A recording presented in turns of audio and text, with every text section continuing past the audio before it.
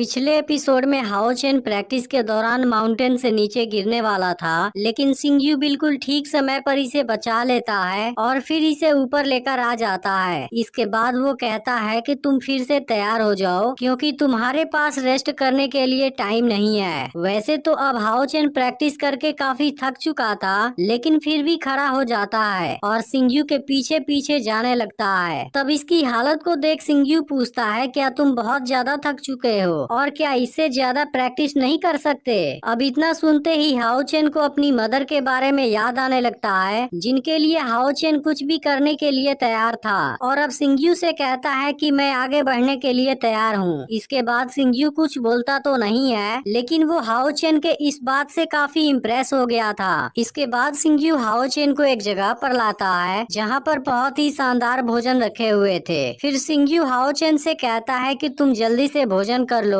क्योंकि उसके बाद तुम्हें प्रैक्टिस भी करना है। लेकिन तभी हाओ चेन कुछ सोचने लगता है और इसके बाद वो अचानक से अपने घुटनों पर आ जाता है। अब यह देखते ही सिंगयू काफी गुस्सा हो जाता है और कहता है कि एक आदमी कभी भी घुटने नहीं टेक सकता और तुमने इतने आसानी से कैसे घुटने टेक दिया। अब इस बात को सुनते ही हाओ चेन का होश गायब हो जाता है। इसके बाद सिंगयू कहता है, क्या मैं तुम्हें यही सिखा रहा हूँ और तुमने इतनी छोटी सी चीजों के लिए घुटने टेक दिया। तब हाओ चेन कहता है कि मैं तो बस केवल इतना पूछना चाहता था, क्या मैं इस भोजन में से अपने पास रख सकता हूँ और इसे मैं अपनी मॉम के पास लेकर जा सकता हूँ। अब हाओ चेन के इस बात को सुनकर सिंगयू भी हैरान रह जाता है। तब हाओ चेन कहता है कि मेरी मॉम ने कभी भी इतना स्वादिष्ट भोजन नहीं किया है। अब हाओ चेन के इस बात को सुनते ही सिंगयू काफी इमोशनल हो जाता है और फिर वो कुछ भी नहीं बोल पाता क्योंकि उसे यकीन ही नहीं हो रहा था कि बायू इतने सालों से इतने खराब कंडीशन में जी रही थी। लेकिन हाओ चेन समझता है कि सिंगयू इसके बारे में बात कर रहा है, इसलिए वो कहता है कि मैंने अपने फादर को जब खो दिया था, उसके बाद से उसकी मदर ने दूसरों के लिए लॉन्ड्री करके इसे पाला है, जिसकी वजह से उनकी लाइफ बहुत बुरे कंडीशन में गुजर रही है। अब सिंगयू को जैसे जैसे इस बारे में पता चलता है, वो बहुत ज्यादा दुखी होने लगता है और इसी के साथ उसे काफी गुस्सा भी आता है क्योंकि इसने कभी इस चीज की उम्मीद नहीं की थी। इसके बाद सिंगयू दुखी होकर यहाँ से जाने लगता है, जिसे देख हाओ चेन हैरान हो जाता है, लेकिन इसे कुछ भी समझ में नहीं आता। इसके बाद सिंगयू बाहर आ जाता है और फिर बायू के साथ अपनी फोटो को देखने लगता है। इसके बाद वो उस टाइम को याद करने लगता है जिस वक्त वो पहली बार बायू से मिला था। तभी पीछे से हाओ चेन आ जाता है और कहता है कि मैं और भी ज्यादा प्रैक्टिस करना चाहता हूँ क्योंकि मुझे बहुत ही स्ट्रॉन्ग और पावरफुल बनना है। इसके अलावा आज के बाद मैं किसी भी सामने अपने घुटने नहीं टेकूंगा। लेकिन सिंगयू अभी भी कुछ नहीं बोल रहा था। तब हाओ चेन कहने लगता है कि मैं यहाँ से बाहर नहीं जाना चाहता और ना ही मैं टेम्पल को छोड़ना चाहता हूँ। अब सिंगयू इसके बात को बड़े ध्यान से सुनता है और फिर कहता है, क्या तुम डरे हुए हो कि मैं तुम्हें वॉरियर टेम्पल से निकाल दूंगा, जिसके बाद तुम अपनी मॉम के लिए कभी भी टॉनिक लिक्विड नहीं पा पाओगे। अब इस बात को जानकर हाओ चेन हैरान हो जाता है और कहता है कि आप इस बारे में भी जानते हैं। तब सिंगयू कहता है कि हाओ चेन, तुम एक बार सूर्य की तरफ देखो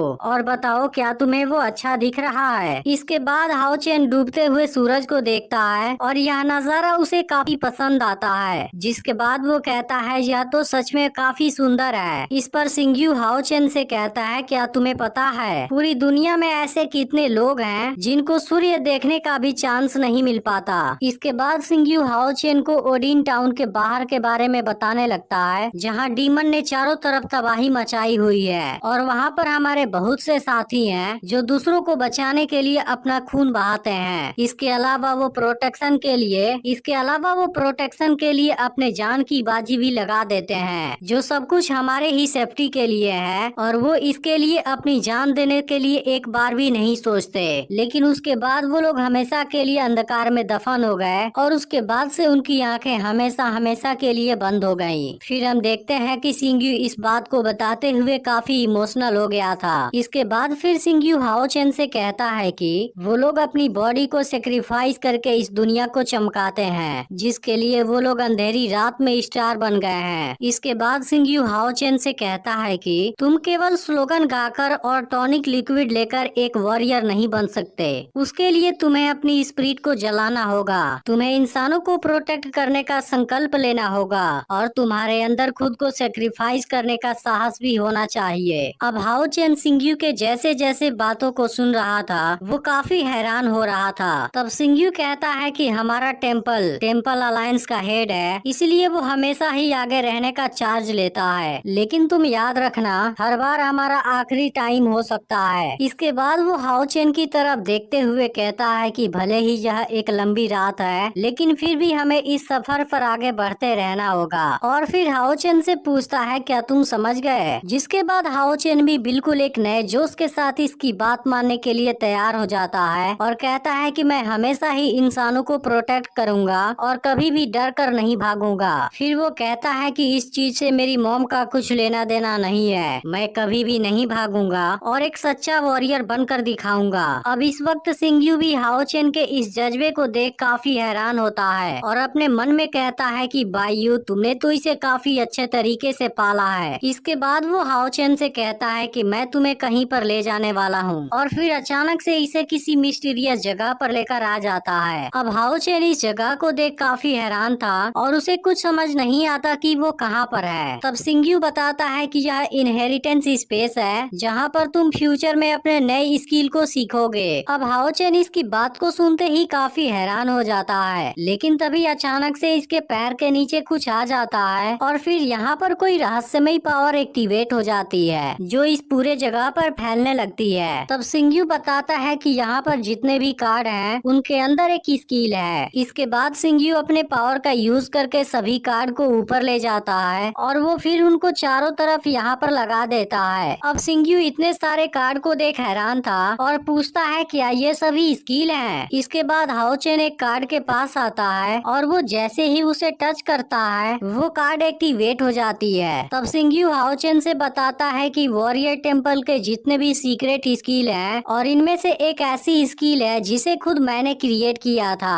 अब हाओ चेन ने जिस कार्ड को टच किया था उसके अंदर की सीक्रेट स्किल इसे नजर आने लगती है जो कि दिखने में काफी अमेजिंग लग रही थी। और अब हाओ चेन इस सीक्रेट स्किल को देख काफी हैरान था। इसके बाद सिंघयू हाओ चेन से बताता है कि यहाँ पर जितने भी सीक्रेट स्किल हैं वो हर एक टेम्पल के सबसे हाईएस्ट लेवल वाले स्किल हैं जिनको सीख पाना और हासिल कर पाना काफी मुश्किल होता है। इसके अलावा यह चीज अलायंस की एक ट्रम्प कार्ड भी है। इसके अलावा बात रही मेरे क्रिएट किए हुए स्किल की, तो मुझे डर है कि तुम इसे कभी भी नहीं सीख पाओगे। यह बात सुनकर हाओ चेन कहता है कि आप तो काफी इम्प्रेसिव हैं। लेकिन तभी सिंघयू हाओ चेन से कहता है कि एक सच्चा वॉरियर क्या होता है, क्या तुम उसके बारे में जानते हो और क्या तुम मेरा स्टूडेंट बनना चाहते हो। इसके अलावा क्या तुम इंसानों को बचाने के लिए फाइट करोगे। अब हाओ चेन भी कहाँ इस बात से इनकार करने वाला था, वो तुरंत ही इस चीज के लिए तैयार हो जाता है। यह देख सिंघयू भी काफी खुश हो जाता है और इसके बाद वो अपने पास से एक रिंग निकालता है जो दिखने में काफी मिस्टीरियस लग रही थी। इसके बाद वो अपनी तलवार भी निकालता है और कहता है कि लाइट गॉड के नाम पर मैं अपनी तलवार से तुम्हारा राज्याभिषेक करता हूँ। इसके अलावा अब वॉरियर राज मुकुट की जिम्मेदारी तुम्हारे ऊपर है और अब से तुम्हारी लाइफ टेम्पल के अलायंस से बिलोंग करती है, इसलिए तुम जब तक जिंदा हो तुम्हें इंसानों को बचाने के लिए फाइट करना होगा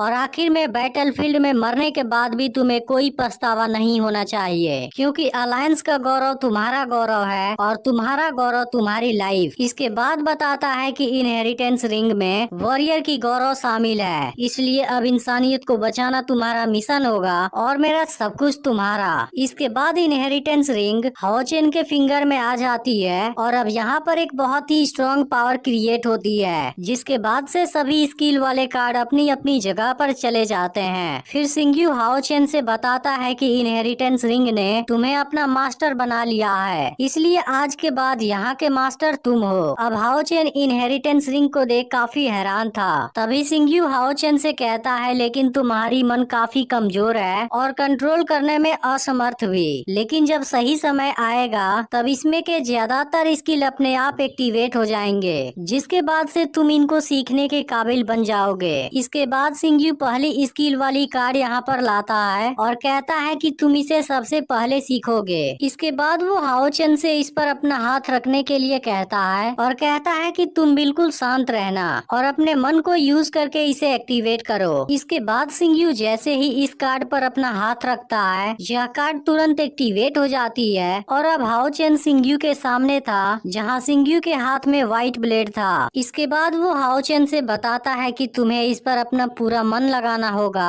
और उसके बाद से इसे घुमाना होगा। और इसके बाद वो हाओ चेन को इसकी पावर दिखाता है, जो कि दिखने में बहुत ही खतरनाक थी। और इस तरह से एक झटके में ही वो अपने सामने वाली हर चीज को बर्बाद कर देती है। अब हाओ चेन इस टेक्निक को देख काफी हैरान हो गया था। तब सिंग्यू इसे तलवार देता है और उसे ट्राई करने के लिए बोलता है। इसके बाद हाओ चेन इसे ट्राई करता है, लेकिन इससे तो कुछ भी नहीं हो पाता, जिसे देख सिंग्यू यहाँ से जाने लगता है। इसके बाद फिर हाओ चेन भी उसके पीछे जाने लगता है, लेकिन तभी सिंग्यू कहता है कि तुम्हें हर दिन इसे 3000 बार प्रैक्टिस करना होगा और पूरे 1 साल में 10 लाख बार, क्योंकि तुम्हें बहुत सी चीजों को प्रोटेक्ट करना है। इसके बाद हाओ चेन फिर से ट्राई करता है और इसे अब वो धीरे धीरे सीखने लगा था। लेकिन तभी हम जंगल में देखते हैं कि जियांगहू एक बिस्ट के साथ में फाइट कर रहा था, जो कि जियांगहू और उसके साथ वाले लड़के को बुरी तरह से जख्मी कर देता है। तभी बिस्ट जियांगहू पर फिर से अटैक करता है, लेकिन जियांगहू खुद को बचा लेता है। इसके बाद वो इसकी पूंछ पर हमला करने जाता है, लेकिन बिस्ट को कुछ भी नहीं होता। तभी अचानक से पेड़ इसके ऊपर गिरने वाला होता है, लेकिन जियांगहू किसी तरह से बच जाता है और अपनी जान बचाने के लिए भागने लगता है। लेकिन तभी हाओ चेन भी अपनी प्रैक्टिस पूरी करके यहीं से जा रहा था। तभी उसे जियांगहू की आवाज सुनाई देती है। अब इसे सुनते ही हाओ चेन तुरंत उस तरफ भागने लगता है, जहाँ बिस्ट जियांगहू और उसके साथ वाले लड़के का पीछा कर रहा था। और इसके बाद वो जियांगहू पर बहुत खतरनाक तरीके से अटैक कर देता है। लेकिन तभी हाओ चेन यहाँ पर आ जाता है और इस बिस्ट को रोकने के बाद उसके साथ फाइट करने के लिए तैयार हो जाता है। और फिर एपिसोड यहीं पर एंड हो जाती है।